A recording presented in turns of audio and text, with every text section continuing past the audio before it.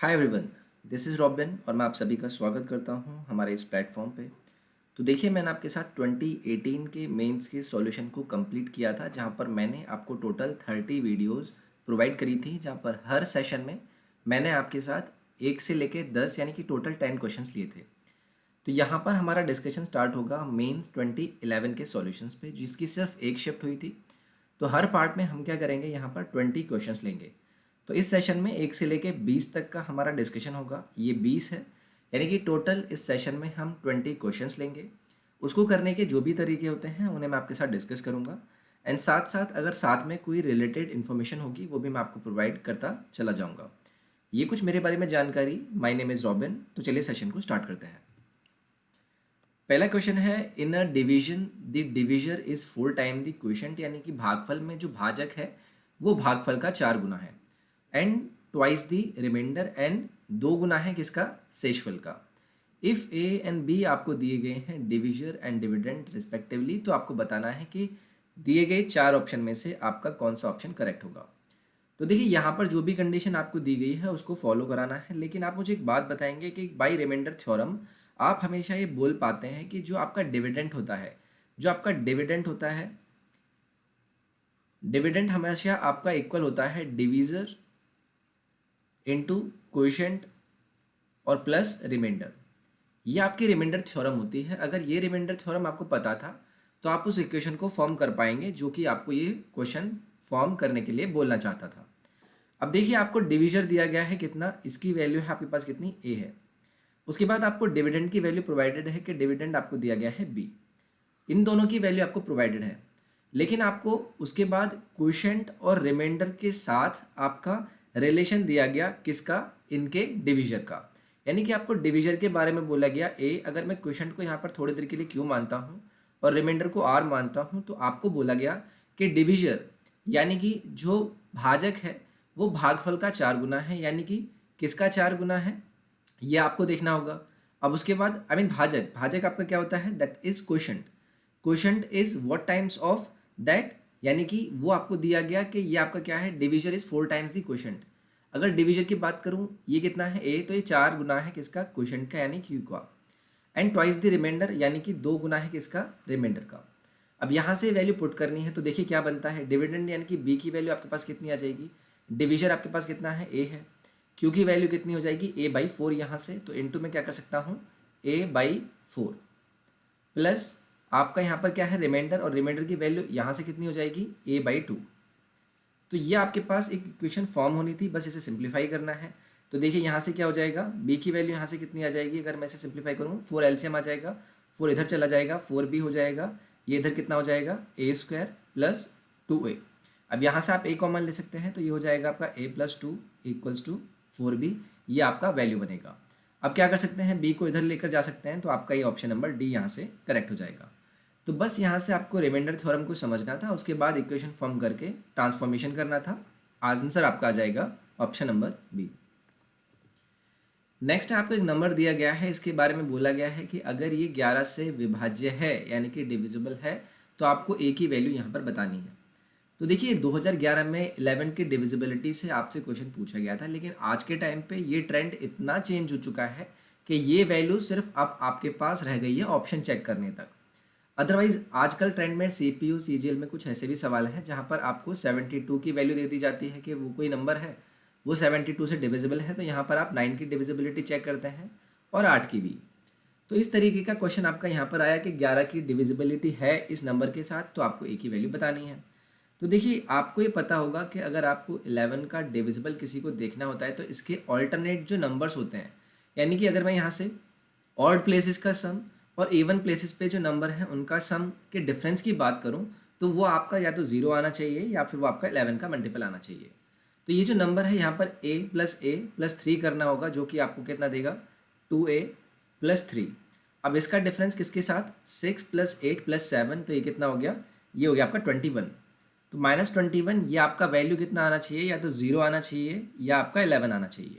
तो यहाँ पर अगर मैं 2a की बात करूँ, 3 आपका यहाँ से माइनस हो जाएगा, माइनस ये 18 हो गया। तो देखिए, ए की वैल्यू यहाँ पर आप क्या पुट करेंगे, तो ये आपका वैल्यू क्या हो जाए, ये वैल्यू आपका 0 हो जाए या फिर 11 का मल्टीप्लाई हो जाए। तो ऑब्वियसली यहाँ पर आपको एक ही वैल्यू पुट करनी होगी 9, तो ये भी आपका 18 हो जाएगा, ये भी 18 हो जाएगा और आपका वैल्यू आ जाएगा 0। तो इस वजह से ये आपका नंबर क्या हो जाएगा, 11 का डिविजिबल हो जाएगा। नेक्स्ट है the product of two numbers is this, और उनका जो क्वोशंट है यानी कि उनका जो भागफल है वो है 9/7। सम बताना है नंबर्स का। अगर देखिए मेरे पास x और y दो नंबर हैं, तो यहाँ से मुझे दिया गया x और y का मल्टीप्लाई कितना, 15, 75। क्वोशंट इनका कितना दिया गया है, यानी कि x अपन y की वैल्यू आपको दी गई है कितनी, 9/7। आपको बताना क्या है, सम ऑफ दी नंबर्स। तो देखिए आप मुझे एक बात बताएंगे, जब हम इन दोनों का सम करेंगे तो 9 और 7 आपका सम हो जाएगा, यानी कि 16 का कुछ मल्टीपल बनेगा। पहली चीज़ तो ये आपको क्लियर होनी चाहिए, ठीक है। अगर 16 आपका यहाँ पर होना चाहिए था, तो एक ही यहाँ पर आपको ऑप्शन मिलता है जो कि 16 का मल्टीपल है, वो है आपका 80, यानी कि यहाँ से आप डायरेक्टली भी मार्क कर सकते थे ऑप्शन नंबर सी। लेकिन इसके साथ साथ अगर मुझे चेक करना हो कि भाई x और y की वैल्यू आपकी रेशो में दी गई है, यानी x डिवाइडेड बाई y दिया गया आपको 9/7, तो यहाँ पर ये 9x हो जाएगा, ये 7x हो जाएगा अगर आप x मानकर करना चाहते हैं। तो इनका मल्टीप्लाई यानी कि 63 हो गया। एक अननोन ले लेता हूँ, वो आपका a² हो जाएगा, इसकी वैल्यू आपके पास कितनी, 1575। यहाँ से 63 से कितना कट जाएगा, 9 से कट जाएगा, ये आपका एक बार जाएगा, आपका उसके बाद कितना जाएगा, आपका 7 बार जाएगा, उसके बाद 5 बार जाएगा। अब 7 से कट करूँगा तो कितना आएगा, 2 बार और 5 बार। तो यहाँ से आपके पास a² की वैल्यू अगर 25 है तो a की वैल्यू कितनी आ गई आपके पास, 5। अगर a की वैल्यू 5 है तो ये कितना हो जाएगा, 9 × 5, यानी कि x की वैल्यू कितनी आ गई आपके पास, 45, और y की वैल्यू कितनी आ गई, 35, यानी कि 7 × 5। अब देखिए इनका क्या पूछा है, आपसे सम पूछा है, तो 45 और 35 का सम कितना हो जाएगा, 8 ही होगा। तो ये तरीके होते हैं जहाँ पर आपको अलग अलग अपने कंसाइंस यूज़ करने होते हैं कि आप किस तरीके के क्वेश्चंस को कर पाएँ। तो यहाँ से आपका ऑप्शन नंबर सी करेक्ट हो जाएगा। नेक्स्ट है, ये क्वेश्चन आपको दिया गया है, बताना है कि भाई इसका मान क्या होगा, इसकी वैल्यू क्या होगी। तो देखिए आपको यहाँ पर 3 है, तो कोशिश करना है कि ये 81 को आप किस में तोड़ पाएँ, 3 में डिवाइड कर पाएँ, यानी 3 में इसको ब्रेक कर पाएँ। अगर 81 को आप 3 लिखेंगे तो ये हो जाएगा 3⁴। तो यहाँ पर आपका 4 का मल्टीप्लाई हो जाएगा 3.6 में। तो यहाँ पर मैं इसे आपके लिए डायरेक्टली लिखूंगा कि 3⁴ का अगर मैं मल्टीप्लाई करूँगा तो ये वैल्यू कितना हो जाएगा, 3 की पावर इसमें 4 का मल्टीप्लाई करेंगे तो कितना हो जाएगा, 12, 14.4। अब ये मल्टीप्लाई है, 2 का मल्टीप्लाई हो जाएगा तो कितना हो जाएगा, 3 की पावर 5.4 डिवाइडेड बाई ये कितना हो जाएगा, 4 की मल्टीप्लाई इसमें करूँगा 16, और ये कितना हो जाएगा, लगभग 16.8 इंटू आपका क्या है, 3⁴ ठीक है। अब क्या करना है, मल्टीप्लिकेशन है, पावर का यहाँ पर क्या हो जाएगा, सम हो जाएगा, तो ये कितना हो जाएगा, ऊपर 3⁵5, ये 19 हो गया, 19 और 19.8 हो गया, डिवाइडेड बाई कितना है, ये एक पावर ऐड करूँगा तो 17.8 हो जाएगा, 17.8। अब ये ऊपर जाएगा तो डिवाइड में पावर घट जाती हैं, तो 3 की पावर कितना आ जाएगा, ये 19.8 और 17.8 को घटाएंगे 2 आएगा, जो कि आपको आंसर देगा 9। यहाँ से आपको ऑप्शन नंबर सी करेक्ट हो जाएगा। नेक्स्ट है, ये एक्सप्रेशन आपको दिया गया है, इसका वैल्यू आपको बताना है। तो देखिए इस टाइप के जो क्वेश्चन होते हैं कि जब आपको रूट में 6 प्लस सेम वैल्यू का रूट में रिपीटेशन होता है, तो यहाँ पर अगर आपको हम कभी प्लस मिलता है तो ऐसे में क्या करना होता है कि ये जो आपका नंबर है अगर ये डिवाइड होता है ऐसे ही डिफरेंस में जहाँ पर दोनों के बीच का डिफरेंस 1 हो। 6 के फैक्टर क्या हो जाएंगे आपके, 3 और 2। अगर आप इस नंबर को ऐसे फैक्टर्स में तोड़ पाते हैं कि उनके बीच का डिफरेंस 1 है, जो कि यहाँ पर मुझे मिला है, तो अगर प्लस साइन है तो आपका बड़ा वाला नंबर हो जाएगा वैल्यू, अगर आपका माइनस साइन आता तो आपका ये छोटा वाला वैल्यू आंसर हो जाता। तो बस यहाँ पर आंसर डायरेक्टली लगाएंगे, ऑप्शन नंबर डी आपका यहाँ से करेक्ट हो जाएगा, ठीक है। नेक्स्ट है the sum of the squares of 2 natural consecutive odd numbers दिया गया है 3, 9, 4। तो बताना है सम ऑफ द नंबर्स। अब देखिए 2 कॉन्जिक्यूटिव नंबर्स की बात करूँ, ठीक है, तो x हो जाएगा, 1 हो गया आपका, x+2 आपने मान लिया। अब इनके स्क्वायर का सम दिया गया है, यानी कि x² प्लस x+2 का स्क्वायर, आपको वैल्यू दी गई कितनी, 394, ठीक है। अब इसे मैं ओपन करूँगा तो ये कितना हो जाएगा, x² 2x² हो जाएगा, प्लस 4x हो जाएगा, और ये हो गया +4। अब इसकी वैल्यू आपके पास कितनी, 394। अब इस क्वाड्रेटिक इक्वेशन को आपको क्या करना होगा, सिंप्लीफाई करना होगा। ये 4 आपका इधर चला जाएगा, 2 आप कॉमन ले लेंगे, 2 से डिवाइड कर देंगे तो आपके पास आ जाएगा x² प्लस 2x माइनस 195 = 0। अब इसके फैक्टर कीजिए, ये किस में कट जाएगा, 15 और 13 का मल्टीपल होता है, तो 15 - 13 भी आपको दिखना है, तो यहाँ से आपके पास वैल्यू आ जाएगी x की कितनी, 13। अब x की वैल्यू अगर आपके पास आ गई है तो आपको क्या बताना है, सम ऑफ द नंबर्स।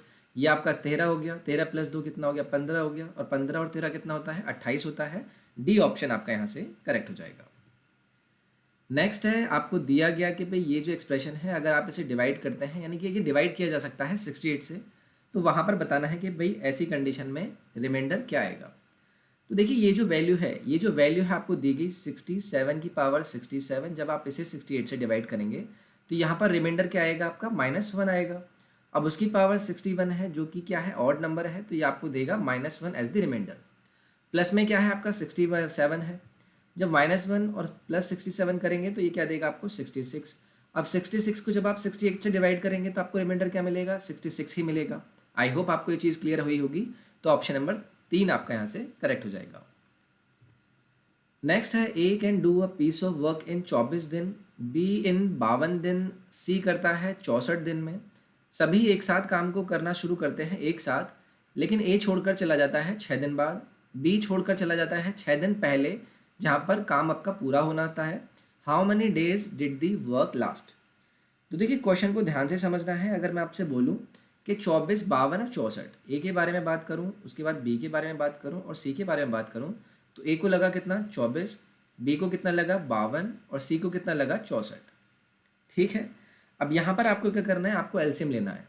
इन तीनों का एलसीएम लेकर जो वैल्यू आएगी वो आपका टोटल वर्क होगी। हमने एलसीएम इसलिए लिया है कि अगर आपके पास इन तीनों का एलसीएम टोटल वर्क होगा तो आपको एफिशिएंसी एक इंटीजर वैल्यू मिलेगी, यानी कि आपके लिए कैलकुलेशन आसान रहेगी।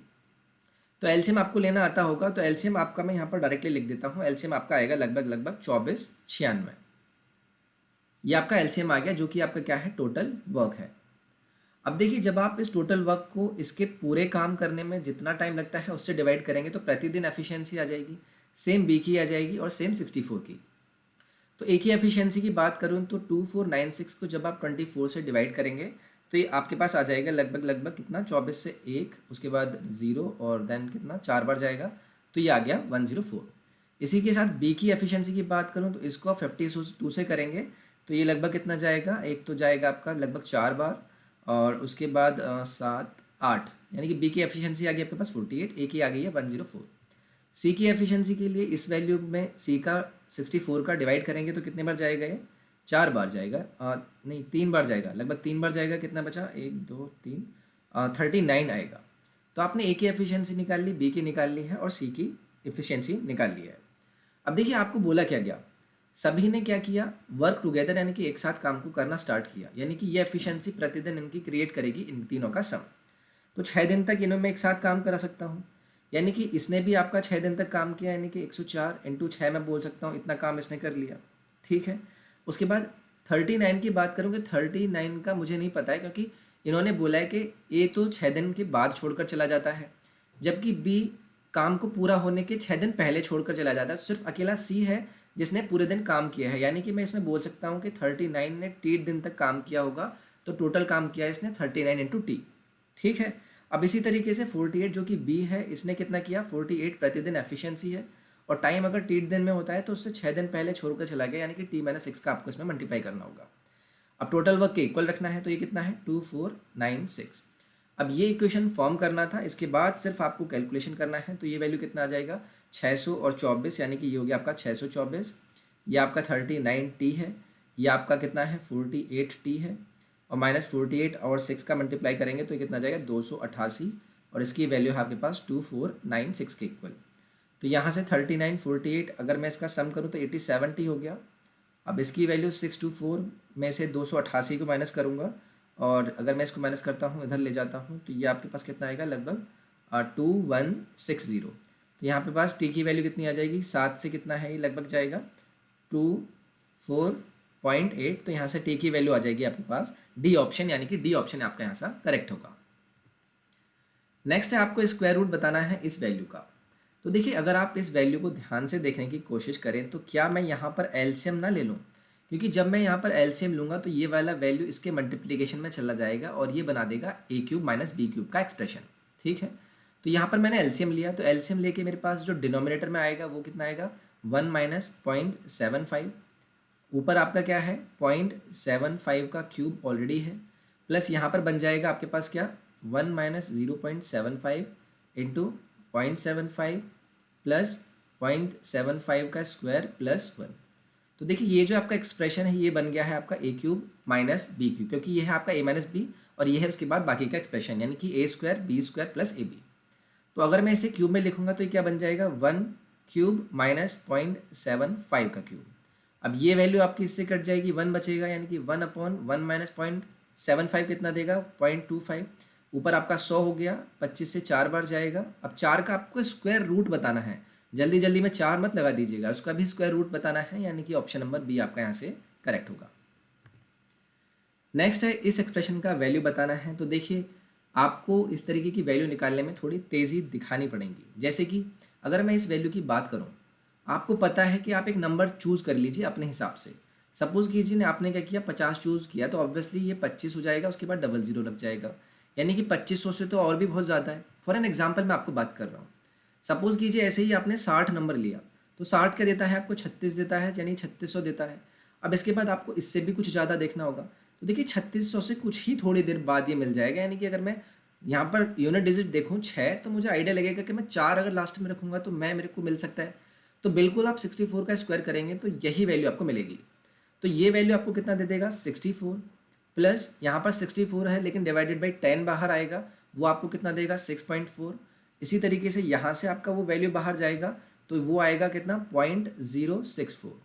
अब इन तीनों का सम करना है, ये तीनों का सम करेंगे कितना आएगा लगभग 70.464। तो ये हो गया आपका ऑप्शन नंबर बी यहाँ से करेक्ट।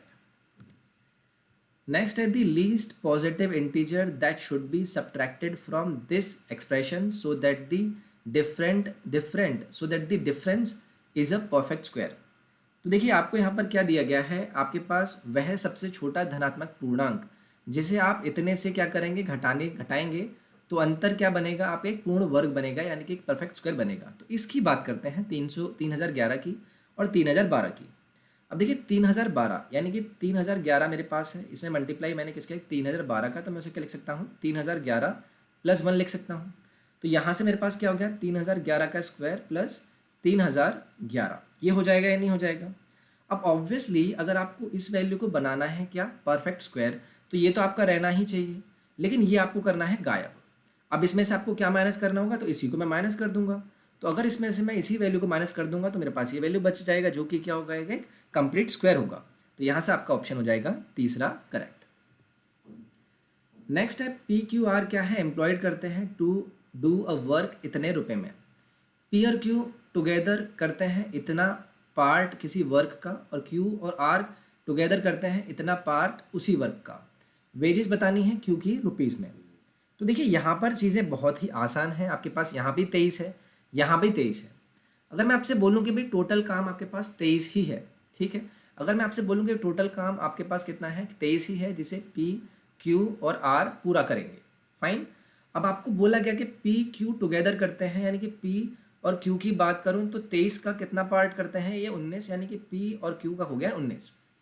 इसी तरीके से Q और R की बात करूँ, Q और R के बारे में इन्होंने कितना बोला है 8 पार्ट 23 में से, तो ये वैल्यू हो गया कितना आपके पास 8। अगर ये चीज़ आपके पास आ चुकी है तो क्या मैं यहाँ पर इन दोनों का सम कर दूँ तो मेरे पास कितना हो जाएगा P plus 2Q plus R का वैल्यू कितना हो गया है 19 और 8 27। अब देखिए पी क्यू आर की वैल्यू कितनी है 23।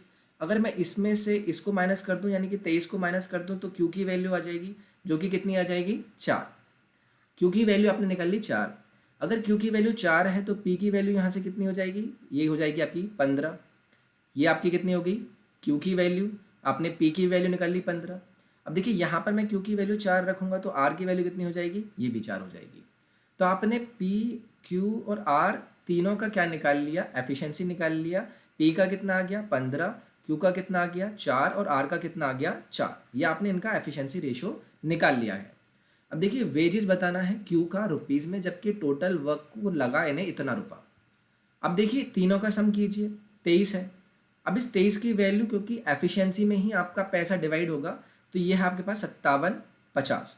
अब मैं एक की बात करूं तो एक की वैल्यू की बात करूंगा डिवाइडेड बाई 23 करना पड़ेगा, तो पहले 2 बार जाएगा, ठीक है। पहले आपका ये 2 बार जाएगा तो 46 हो गया। 46 से आपका कितना बचा 4 11 यानी 115 बचा। अब 23 का कितना होगा, ये 5 बार करना होगा यानी कि एक रेशो की वैल्यू आ गई 250। आपको बताना है किसका Q का। अब Q का रेशो कितना है 4 यानी कि 4 की वैल्यू बतानी है, तो 250 इंटू 4 कितना हो जाएगा 1000 यानी कि ऑप्शन नंबर 4 आपका यहाँ से करेक्ट हो जाएगा।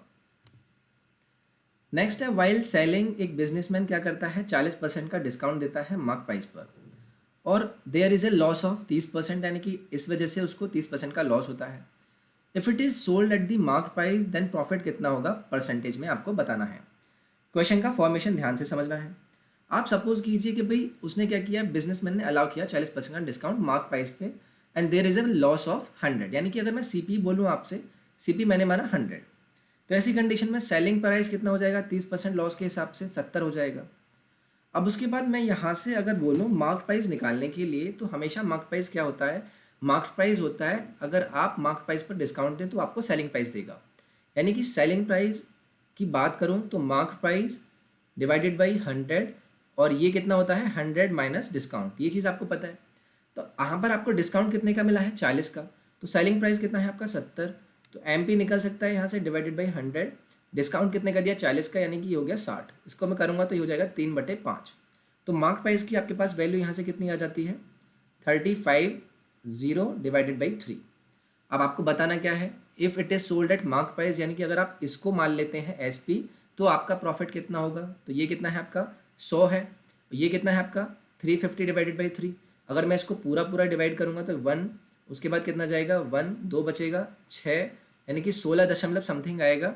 और अगर मैं और डिवाइड करूँ तो कितना हो जाएगा, अगर ये गया आपका एक बार, उसके बाद एक बार 2, 18 हो गया, उसके बाद 6, यानी कि 16.6, जो कि आपका होगा ऑप्शन नंबर सी का वैल्यू, क्योंकि 100 से ही कंपेयर करूंगा ना मैं प्रॉफिट निकालने के लिए, तो ऑब्वियसली ये 16.66 आपका आंसर हो जाएगा, और ऑप्शन नंबर सी आपका यहाँ से करेक्ट होगा।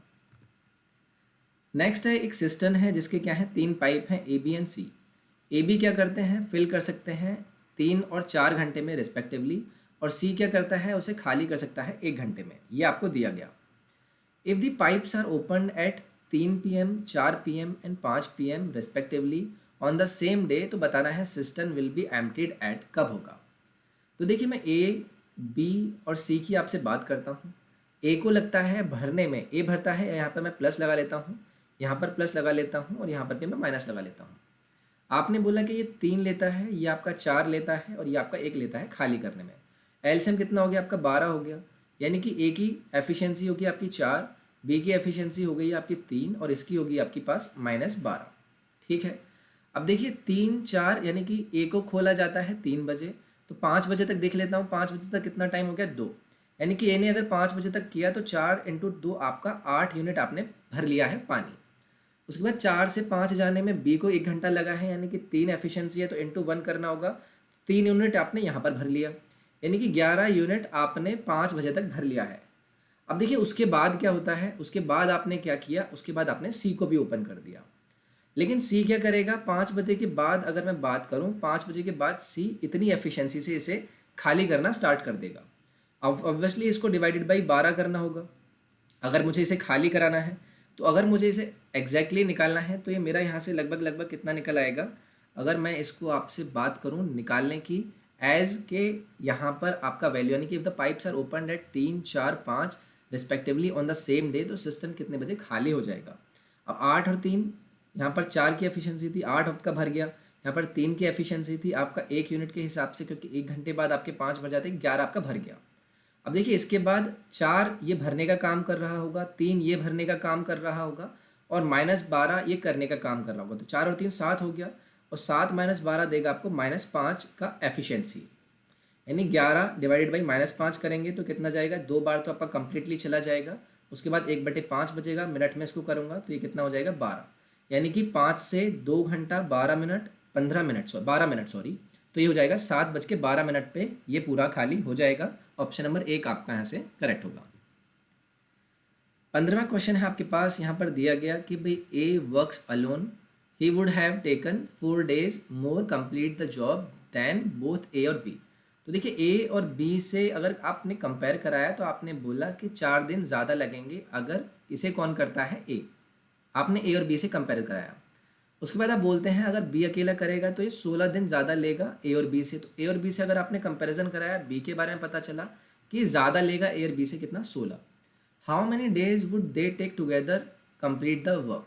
तो अगर आपको ए और बी का एक साथ में कितना टाइम लगेगा वो बताना है, तो ऐसी कंडीशन हमेशा जहाँ पर ए और बी के कंपैरिजन में ए को कितना ज़्यादा टाइम लगता है, बी को कितना ज़्यादा टाइम लगता है, और ए बी की वैल्यू पूछी जाती है तो वहाँ पर आपका वैल्यू निकल कर आता है √16 × 4, यानी कि जितना भी ज़्यादा टाइम इन्हें लगा उनका मल्टीप्लाई और उसका भी स्क्वायर रूट। तो ये देगा आपको 4 और ये देगा आपको 2, यानी कि इनका कंबाइंड जो टाइम लगेगा वो कितना लगेगा, 8 दिन। यहाँ से आपका डी ऑप्शन करेक्ट हो जाएगा। नेक्स्ट है 250 man can finish a work in 20 days working 5 hours a day। To finish the work within 10 days working 8 hours a day minimum number of man कितने रिक्वायर होंगे। तो देखिए एक form होता है जहाँ पर मैन, डेज और टाइम हमेशा आपका प्रपोर्शन होता है, यानी कि M1 D1 T1 ये आपका T1 आपका इक्वल टू होगा M2 D2 और T2 के। M1 यानी कि मैन आपके कितने हैं, यहाँ से 250, आपको कितने दिन लेने हैं, 20 दिन लेने हैं, तो यहाँ पर मैं 20 का मल्टीप्लाई करूँगा। टाइम आपको कितना लगता है प्रतिदिन, 5 घंटे, यानी कि 5 का मल्टीप्लाई करूँगा। अब आपको यहाँ पर कितना है, M2 बताना है, यानी कि M2 आपको यहाँ पर बताना है तो ये M2 ही रहेगा। दिन आपको कितने लिखने हैं, 10 दिन, तो 10 दिन के लिए 10 करूँगा। टाइम आप प्रतिदिन लेते हैं 8। M2 की वैल्यू कितनी हो जाएगी, इधर करना होगा, 10 × 8 कर दूंगा इन्हें यहाँ से हटा के, तो ये कितना हो जाएगा, 10 से आपका एक 0 कट गया, ये आपका 2 से 4 बार चला गया, 5 से 25 पंजे कितने होते हैं, 125 होता है, डिवाइडेड बाई 4 है आपका। तो अगर मैं इसे कम्प्लीटली डिवाइड करूँ तो अब लगभग आएगा आपका 312.5। तो यहाँ से आपके पास मिनिमम जो लोग होंगे वो कितने आ जाएंगे, 312.5, यानी कि इसके करीब 313 आपके लगभग लोग लगेंगे। ठीक है, तो यहाँ से आपका आंसर हो जाएगा ऑप्शन नंबर सी। नेक्स्ट है 2 मैन 5 वुमेन किसी काम को 12 दिन में करती हैं, 5 मैन 2 मैन उसी काम को 9 दिन में करते हैं, तो बताना है 3 वुमेन कितने दिन में करेंगी। एफिशिएंसी निकाल लेंगे। 2 मैन 5 वुमेन अगर ये करते हैं कितने दिन में, 12 दिन में, तो आपको दिया गया कि भाई 5 मैन 2 वुमेन उसी काम को करेंगी 9 में, तो ये कितना हो गया, 12 दूनी आपका हो गया 24 मैम, प्लस ये कितना हो गया 60 वुमेन, ये कितना हो गया 45 मैन, प्लस हो गया 18 वुमेन। अब यहाँ से वुमेन के लिए मैं इधर कर लूँगा, इसे इधर कर लूँगा, तो यहाँ से आपके पास मैन और वुमेन के वैल्यू का रेशो आ जाएगा, यानी कि यहाँ से अगर मैं कैलकुलेशन करने की कोशिश करूँ तो 18 वुमेन है, ये इधर जाएंगे, कितना हो जाएगा ये आपका ये आपका हो जाएगा 42, और ये आपका कितना हो जाएगा लगभग 16×5 ये हो जाएगा 16×5 19, यानी कि यहाँ से लगभग आपके पास कितना आ जाएगा ये, अगर मैं इसको कैलकुलेट करने की बात करूँ तो 1 मैन का रेशो इक्वल्स टू 2 वुमेन, लगभग ऐसा कुछ आएगा ना। ये हो गया 21 मैन हो गया, अगर मैं इसकी बात करूँ 21 मैन हो गया और 21 मैन, उसके बाद ठीक है ये आपका आ जाएगा मैन और वुमेन के बीच में रिलेशन। अब देखिए अगर मैन और वुमेन के बीच में रिलेशन है तो मैं यहाँ से बात करूँ, 1 मैन की जगह 2 वुमेन रख देते हैं, तो 1 मैन की जगह 2 वुमेन रखूँगा तो कितना हो जाएगा, 4 वुमेन हो जाएगा, यानी 4 वुमेन प्लस 5 वुमेन, ये कितने हो गए 9 वुमेन। अगर 9 वुमेन को लगता है 12 दिन, तो आपसे पूछा है 3 वुमेन को, तो ऑब्वियसली ज़्यादा ने किया तो कम दिन लगे और कम करेंगे तो ज़्यादा दिन लगेंगे। 9/3 के रेशो में 12, यानी 12 × 3 आपको कितना देगा 36, तो इन्हें लगेगा 36 दिन। ऑप्शन नंबर ए आपका यहाँ से करेक्ट होगा। नेक्स्ट है by selling an article at इतने ऑफ द मार्क प्राइस। इतने ऑफ द मार्क प्राइस, तो ऑब्वियसली मार्क प्राइस को आप मान लीजिए 400, ये हो गया आपका MP। आपने सेल किया है इसे कितने पे, 300 पे, ये हो गया आपके पास सेलिंग प्राइस। ठीक है, ये हो गया आपका selling price. There is a gain of 25%, तो अगर गेन 25% का है तो सी पर गेन अगर 25% का लेना है तो 125%, इसका वैल्यू दिया है आपको 300। ये अगर मैं 25 से कट करूँगा ये 5 देगा, ये 4 देगा, 5 से आपका देगा कितना 60, और CP का वैल्यू कितना आ गया आपके पास 240। अब यहाँ पर बताना है ratio of the mark price and cost price, तो मार्क प्राइस आपका कितना है 400, कॉस्ट प्राइस कितना है आपका 240, तो आपका 0 कट गया, 4 से आपका 10 आया, ये 6 आया, और 5 और 3 आपका यहाँ से रेशो आ जाएगा। ऑप्शन नंबर ए आपका यहाँ से करेक्ट होगा। A एंड B अर्न करते हैं किस रेशो में, 2 और 1 के रेशो में। वो स्पेंड करते हैं 5 और 3 के रेशो में, और सेव करते हैं 4 और 1 के रेशो में। अगर दोनों के बीच का कंबाइंड सेविंग है 5000, तो बताना है A की इनकम कितनी होगी। तो देखिए सेविंग का रेशो है कितना 4 और 1, A और B की सेविंग की मैं बात करूँ तो A और B की सेविंग की बात करूँ। अब इसी रेशो की कंबाइंड वैल्यू दी गई है आपको 5000, तो ये कितना कंबाइंड हुआ 5, यानी 5 रेशो की वैल्यू कितनी आ गई आपके पास 5000 दी है, तो एक की कितनी आ जाएगी 1000 आ जाएगी। तो आपने A का सेविंग निकाल लिया, कितना आ गया A का सेविंग, और B का सेविंग आपने निकाल लिया, ये कितना हो गया 4000 और 1000। अब देखिए इसके बाद आपको क्या पूछा है, इनकम पूछा है B का। अब ये अर्न कितने रेशो में करते हैं, 2 और 1 के में। अगर ये 2 और 1 के रेशो में अर्न करते हैं तो यहाँ से आप मुझे एक बात बताएंगे कि इसकी इनकम में से, तो ये आपका A का वैल्यू हो गया, 2x अगर मैं इसकी इनकम में से इसका सेविंग माइनस कर दूं जो कि कितना है 4000, और इसी तरीके से b की इनकम में से मैं उसका सेविंग कितना है 1000, इसे जब मैं डिवाइड करूंगा तो उसका क्या आएगा, आपका सेविंग का रेशियो आएगा, सॉरी एक्सपेंडिचर का रेशियो आएगा, जो कि आपको कितना दिया गया है 5:3। बस ये इक्वेशन आपको फॉर्म करनी थी। 2 से आप यहाँ पे वैल्यू को मल्टीप्लाई करेंगे तो ये कितना हो जाएगा 6, इधर 5, 1 बचेगा, 5 हो जाएगा, ये 6 हो गया, तो 1x बचेगा, और उसके बाद ये कितना हो गया 12, 12 माइनस 5 कितना आ जाएगा आपका 7, यानी कि x की वैल्यू आपके पास यहाँ से कितनी आ गई 7000। अब ये क्या है आपका x की वैल्यू ही थी कितनी, इसमें आपका मांगा था यानी कि इनकम माना था इसका, तो ऑब्वियसली आपका b का इनकम कितना आ गया 7000, यहाँ से आपका ऑप्शन नंबर ए करेक्ट हो जाएगा। नेक्स्ट है आपका 20th क्वेश्चन दिया गया है the ratio of the sum of 2 numbers and their difference. तो देखिए अगर मैं 2 नंबर मानूँ ए बी और a माइनस बी, इसकी वैल्यू है 5 और इसकी वैल्यू है 1, यानी कि रेशियो है आपके पास ये, तो ratio of greater number two the smaller number. तो अगर मैं इनको सम करूँगा तो 2a की वैल्यू आ जाएगी 6 और a की वैल्यू कितनी आ गई 3। अगर मैं इनको माइनस कर दूंगा तो b की वैल्यू कितनी आ जाएगी 4/2, यानी कि b की वैल्यू कितनी आ गई आपके पास 2। अब आपको पूछा गया ग्रेटर नंबर स्मॉलर नंबर, ये ग्रेटर हो गया स्मॉलर हो गया, रेशियो कितना हो गया 3:2, यानी कि ऑप्शन नंबर 2 आपका यहाँ से करेक्ट हो जाएगा। So this was the first part of our mains 2011 discussion. I hope आपको ये सेशन समझ में आया होगा।